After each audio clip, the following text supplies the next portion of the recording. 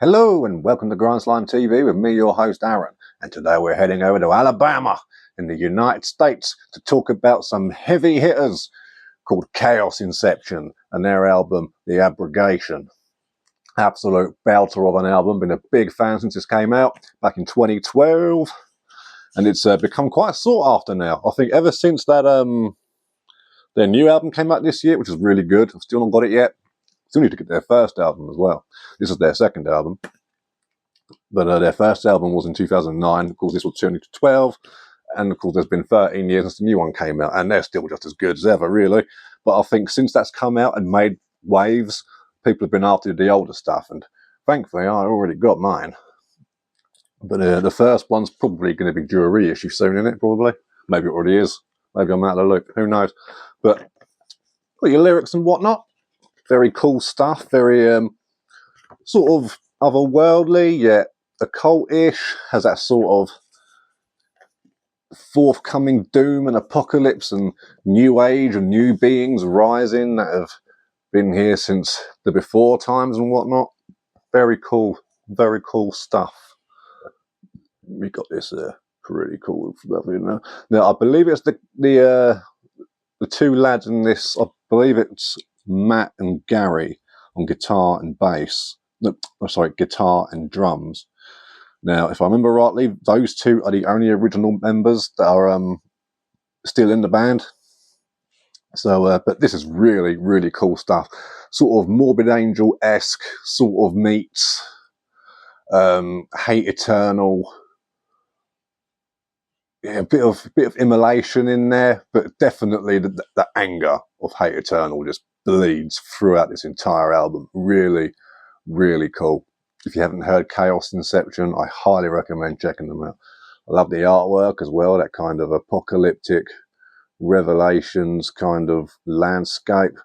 Very Dan Seagravy, only this was instead by, let's see, Paolo Gerardi. So very cool, very cool.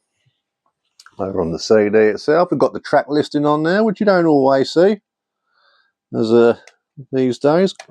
And it's been put into like like two parts. Yeah, which is pretty cool. Always fun. And you've got a bit more of the sort of artwork thing going on there as well. Really nice. So if you like blast beats and odd timings, this is definitely the sort of thing that you could get into for sure. Came out on Lavadome Productions back in the day. Got some more of the artwork there. Look, see, on the back it's just a regular track listing, but on the CD you've got like the Black Blood, which is the first 5 songs, and then you've got the side Black Vortex, which is cool. I mean, you don't see that on CDs with sides very often, but is what it is. I'm sure the vinyl version has it too, and the cassette, if there is a cassette and vinyl version. I hope so. It'd be pretty cool. But yeah, if you're into your old school death metal, but you also like the touch of the newer stuff, you can do a lot worse in Chaos Inception. They've got one of those sort of sounds that's just, it's just timeless. It just works, it's got a lot of groove to it. It's heavy as anything.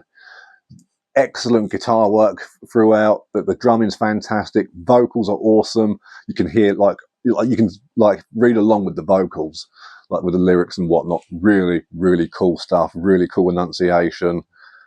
Still sounds like he's in a bit of pain. So, raw kind of energy, which is pretty much how I would sum up this album, actually. It does have a very raw energy about it. It's not overproduced. It has a good production to sort of give it that more sort of majestic kind of feel that you want to get from those sort of styles of sort of Morbid Angel-esque kind of bands. That sort of epic kind of sound to it, but at the same time, it's it still sticks to that sort of old school principle. So really cool sound throughout. So check it out, The Abrogation by Chaos Inception. Now, before we go, I'm going to be doing a live test soon. I'm not entirely sure when, but I'll put a post up for like an hour or half hour before doing it. It won't be tonight. It'll be over the next couple of days, I think. And So yeah, keep an eye on that, and if enough people turn up to it, maybe we'll just hang out for half hour or something. You can throw some questions and shit at me and recommend some bands. I'm always looking out for new bands, you know that. And yeah, just shit like that. So keep an eye out, and I'll catch you later. I'll try and keep it time zone neutral as well. So, you know, because my biggest audience is the US, funnily enough. So yeah, have a good one. Support your local record shop, and don't drink and drive.